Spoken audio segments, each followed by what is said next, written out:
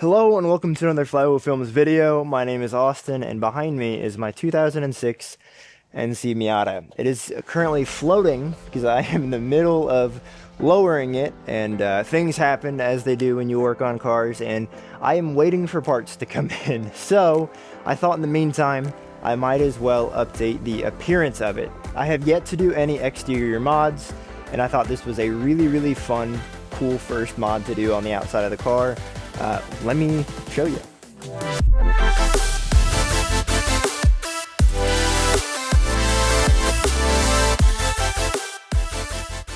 This is a OEM appearance package rear valence.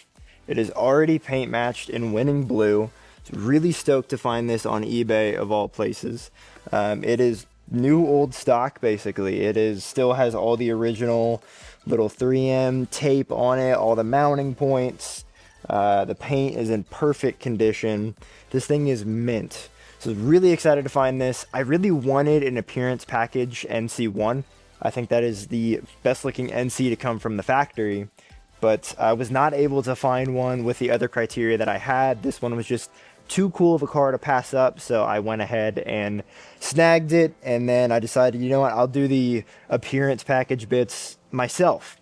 So I'm doing a rear valence because I think this is the best part of the appearance package, and then I'm going to be picking up a lip for the front because I think the front definitely needs a little bit of something there, and I think the rear does too, and I think this is the coolest looking rear on any NC. So I am not going to be installing this the way the factory intended because you have to drill a lot of holes in your bumper, and I don't want to do that. So in case I ever change my mind on the direction I want to go, I want this to be at least a little bit reversible. So my plan is to utilize some of these mounting holes, but the ones we're at would actually have to drill into the bumper. I don't want to do that, so I'm going to find a way to mount this without drilling a whole bunch of holes. But in order to mount this as securely as I can, I am going to be removing the rear bumper. That way I have access to see everything I need to. There are actually spots marked on the inside of the rear bumper for all these holes, which is kind of interesting, kind of fun. So I'm going to take it off. It should allow me to see some of the holes that I want to drill and just mount this a whole lot easier. Whenever you do anything to the front rear bumper of your car, as much work as it can be to remove them, installing stuff on a remove bumper is way easier than doing it on the ground. So yeah, I will show you really quick how to remove the rear bumper, and then I will get started on trying to install this. So this is definitely not a how-to video, but I will explain, I think, all the bolts that need to come out. Have a couple little 8mm bolts on the top here that need to come out, and then you do need to undo all of your trunk panels. Mine is already done because I'm currently in the process of lowering the Miata. You need to undo these plastics to reveal all of the hardware on the back of the taillight, because the taillights do need to come out to remove the rear bumper. I'd start with this rear panel here, and then the panel closest to the trunk release, as they conceal some clips for these side panels behind them. All of these panels are just held in with little plastic push clips. They can break pretty easily, so it's not a bad idea to have a few handy for when you reassemble this, and no specialty tools are required. I have the best luck with a really small flathead screwdriver. So you have a couple of 10mm bolts on the back. You need to get all of your light bulbs out of the rear as well so they can be removed. And then coming around on this side, you have an 8mm bolt on the bottom there, a couple on the inner liner that you need to remove, so you can remove one more at the top here, and then apparently all of this should just snap out. I believe you also have two behind the license plate there, so I'll throw you on a tripod and I will get moving. I obviously sped this part up for the video's sake, but it did only take me about 15 or 20 minutes in real time to remove the bumper for the first time. So a very simple and straightforward task, not a crazy amount of hardware holding it on, definitely not very difficult to do. And one last quick note here, as I'm getting the last bits of hardware off, if you're doing this solo, I'd recommend putting something like a stool underneath the bumper so when it pops off it doesn't fall on the ground. So the rear bumper is off. My garage is a proper mess right now. It was actually a lot easier than I thought it would be. The taillights just need a little bit of a gentle pull. They have a little tab on the outside here that I got caught up on this side. There is another plastic piece I forgot to mention earlier that pops into here, so you just need to get a small screwdriver to pop that off. You can twist the taillight connections counterclockwise. That will allow that to come out so the taillight's free to be removed. The 8mm bolts were super easy to come out except for this side. It's a square nut on the back that holds it in, and the plastic just didn't hold it tight enough. This guy came off, so I am going to have to pop off these clips here to allow the fastener to go all the way into this piece. And then I'll show you the back of the bumper now that I have it off. Oh, one other thing too, behind the license plate, you have two nuts, and they are kind of interesting. I used a T30 hex bit to get them off, and that fit really, really well. Didn't see anybody say anything about a hex bit in the videos, but that just seemed to be the perfect fit for it. You are going to feel like you're breaking something when you pull the bumper out from here as well. Let's go check out the bumper. I take that back, it's not a feeling. I did break something on both sides of this clip that comes up to here. Snapped off on both sides. So if we look here at the back of the rear valence, we have all of these bolt holes. And then on the back of the bumper here, I started cleaning off a little bit, but you can see if you look really closely, there's actually some crosshairs. Everywhere there needs to be a hole. I am only going to drill into this lower section here. I'm not going to be putting any of the holes. Like, you need to drill a really big hole there, and there's a few other spots you need to drill a super big hole for these larger tabs, so you can kind of clip them through on the back side. I have no desire drilling massive holes in the back of my bumper. If I drill holes in this, I would probably just do a aftermarket diffuser like Jordan has if I wanted to reverse this. So that's my plan here, is to drill into these, use the 3M on the back of that, and maybe add some additional 3M. And then it also ties in here on these edges. So see if I can get that figured out. A little nervous to be taking these off, but I really don't want to drill holes, so we're going to.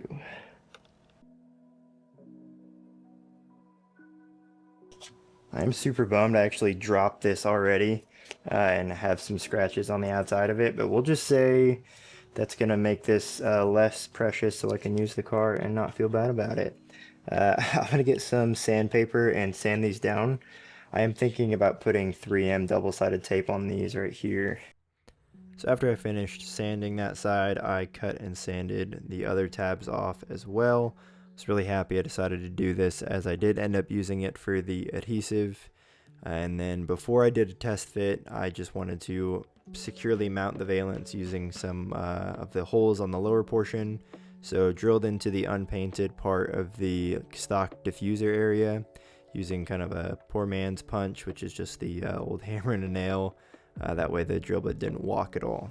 So just for context, on the back side of the rear valence here, there are about 10 clips with threaded nuts on the back. I only use these middle two for the test fit, and then I rehomed some of the clips from the upper 6 to the side corner pieces. That way I could have threaded hardware in those locations as well. It did come with some additional hardware for that spot, but this was just a little bit more robust, so I used those instead. So for the test fit, I just used 2 pieces of hardware on each corner within the wheel well, and then 2 pieces of hardware in those holes that I drilled in the unpainted portion of the bumper. Nice. Wow, this bumper's definitely heavier with the valence on it. Holy cow. So the purpose of this test fit was just to make sure that the exhaust didn't come into contact with the rear bumper after I had attached the valence. And like I suspected, it's totally fine.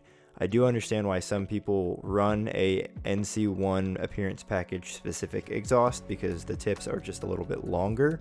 But I don't like the look of protruding exhaust tips, especially on the NC. So for me, it worked out really well. And if you're curious if you need a special exhaust for your NC1, if you're planning on adding this piece yourself, you definitely do not. So before I did the final mounting, I actually opted to drill a few more holes into the unpainted portion of the rear bumper, just to make sure that the rear valence didn't sag at all, since the exhaust is right there and I don't want it to get too hot. And then after I drilled these 2 holes, I went ahead and did the final mounting.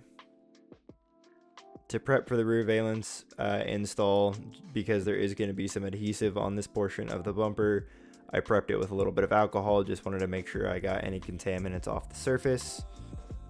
So now we're looking at the back of the valence. The little red stripe running across the entire top portion of it was actually there when I got it, and just some double-sided adhesive already attached. And then you can see here I put a little bit of additional 3M adhesive on those little spots where those clips were from the factory. And then this other little tab that comes up off the bottom that is also designed to attach to the rear bumper. Once again, I did not drill holes for any of these because that was the painted portion of the bumper and I really didn't want to do that.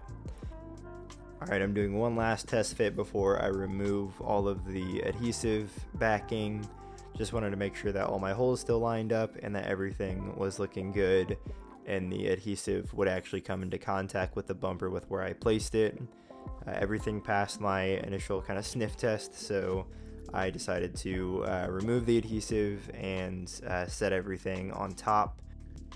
And another note for anyone who's trying to do this themselves, this method of having the valence set flat on a elevated surface and then kind of dropping the bumper into it was definitely the easiest, most controlled way to mount it. So now I'm doing the 4 bolts along the bottom unpainted portion of the valence and then the 2 bolts on each back corner. All that's left to do is remove the adhesive strip across the top. You want to leave these adhesive backing strips on here until you are absolutely sure the bumper is in the correct position, because it does kind of need to slide up on the rear bumper in order to get into proper positioning. So removing that adhesive prior to getting it in place will be a huge headache.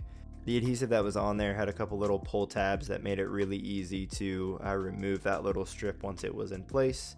And then here you can see me just applying some pressure to get it to fit properly. Here are the little tabs that I mentioned earlier. The adhesive I put on I think will be perfectly sufficient, as they just provide a little bit more rigidity for the rear valence when they're attached to the bumper.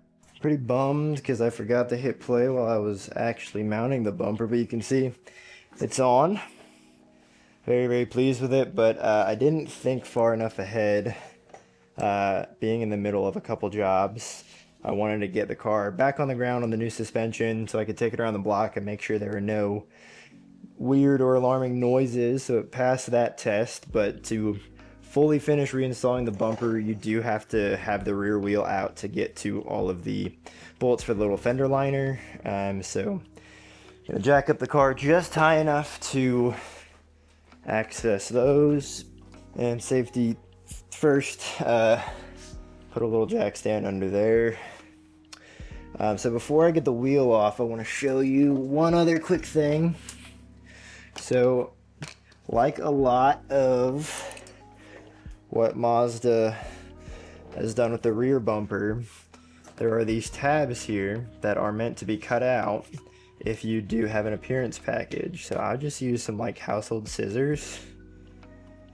It's a mixture of these tabs being really thin and this rubber being really old, I'm sure. But now these are off, and then this actually slides between the bumper and the valence, so it's kind of a snug fit in there, but it makes it feel really solid. So get the wheel off.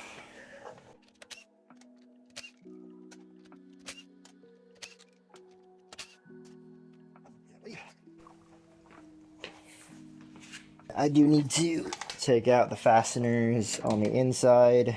I realized I actually don't have to take these out fully. You just have to loosen them up enough to where you can get this in between. Before you put that in, there is one single little plastic screw that goes in. And this is super important because it holds your bumper on this back edge.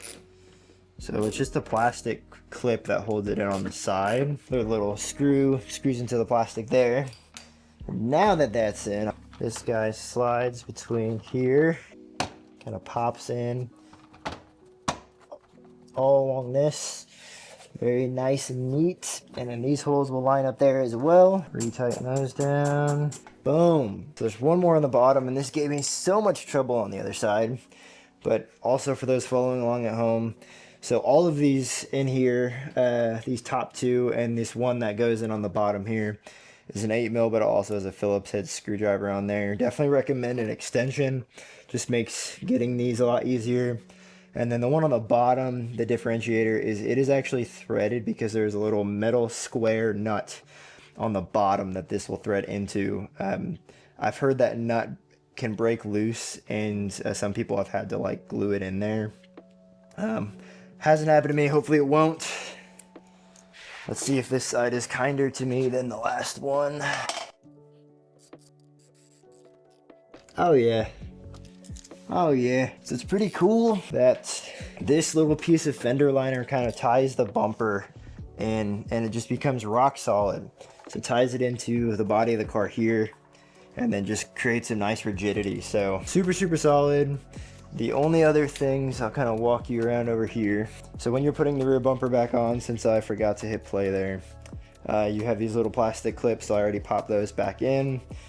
And then the license plate, or the bolts behind the license plate there.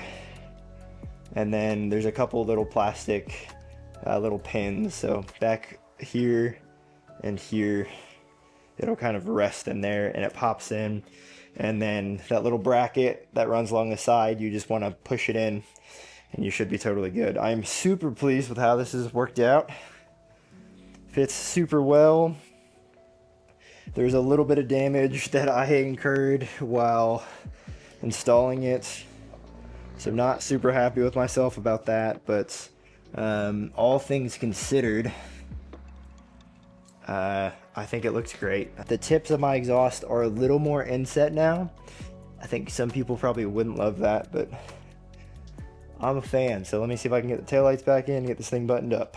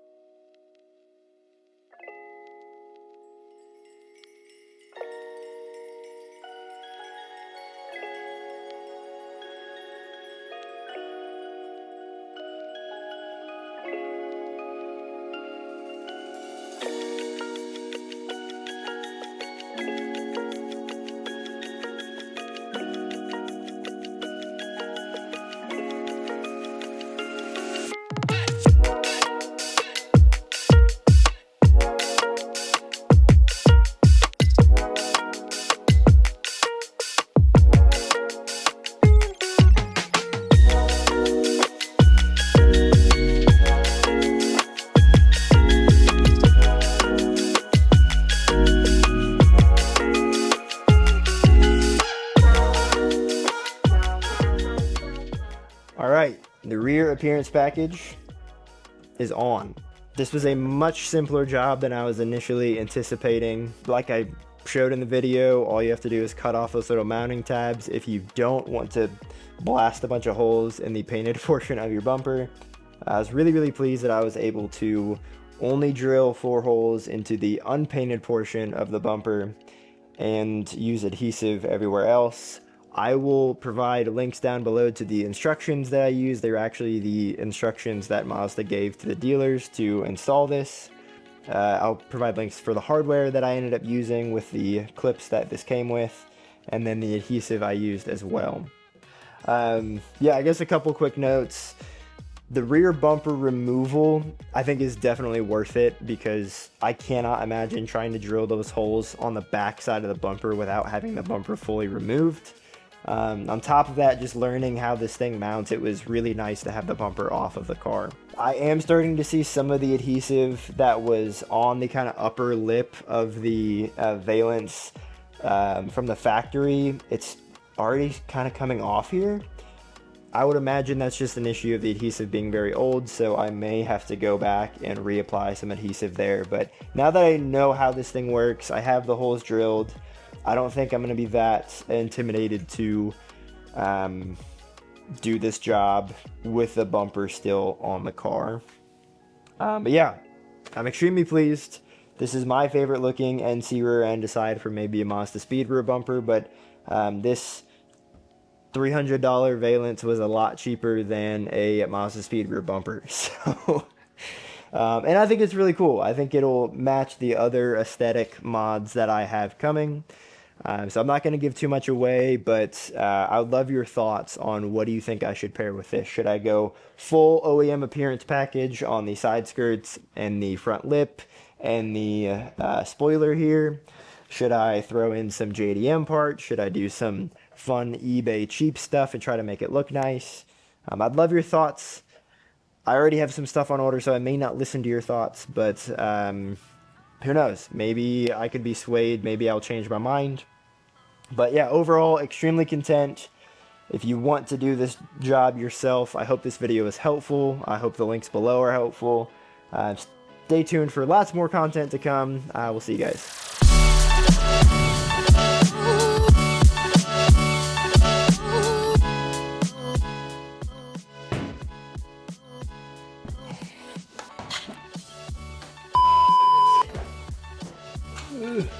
Oh, cool. Oh my gosh.